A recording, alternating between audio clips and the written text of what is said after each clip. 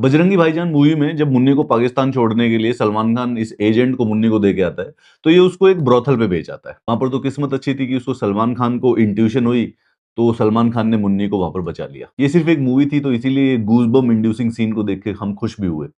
पर ना ये हमारे देश में ऐसे केस होते रहते हैं, क्योंकि हमारा देश ना बहुत ही लो ट्रस्ट सोसाइटी है। पुणे में एक बांग्लादेशी वुमेन को ट्रैफिक किया गया और उसको एक प्रोस्टिट्यूशन रिंग में बेच दिया गया। वो प्रोस्टिट्यूशन में फोर्स प्रोस्टिट्यूशन के अंदर फंसी हुई थी। वो भाग के गई फरक्स खाना पुलिस स्टेशन।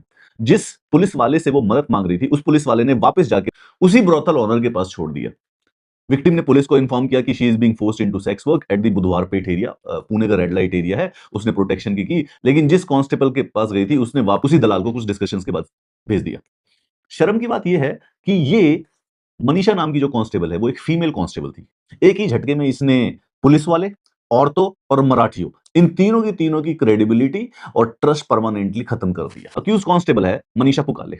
अब इसको सस्पेंड तो कर दिया गया है, पर सवाल यह है कि इसको सस्पेंड क्यों किया गया है, इसके ऊपर चार्जेस क्यों नहीं लगाए गए हैं, इसको परमानेंटली फायर क्यों नहीं कर दिया गया है।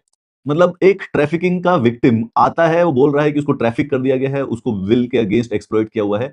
आप सोच के देखिए, जिस पुलिस वाले के पास आप गए हैं, और क्योंकि आप महिला हैं और आपने महिला पुलिस वाले के पास ही जाके मदद मांगी, उस महिला ने उसी दलाल को फोन किया, ब्रोथल ऑनर को फोन किया, और उसके बाद आपको वहीं पर, जहां से आप भाग के आइए, वहीं पर पकड़ा दिया उल्टा। इससे ज्यादा बिट्रेल, इससे ज्यादा बड़ा बिट्रेल जीवन में किससे मिलेगा और कहां से मिलेगा।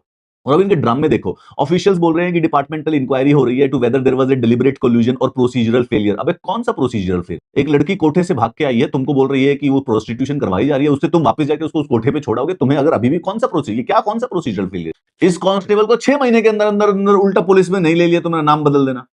Midnight combing operation, 50 brothels raided after women constable suspension के बाद, जो ये पुणे में बुधवार पेठ नाम का जो रेड लाइट एरिया है, वहां पे 50 ब्रोथल को बेसिकली इन्होंने रेड कर दी। अरे क्यों नहीं करते टाइमली? अगर लोगों को, अगर महिलाओं की ट्रैफिकिंग होगी तो कहां होगी? ये तभी याद आएगा जब इतना बड़ा प्रोसीजरल प्रॉब्लम हो जाएगी।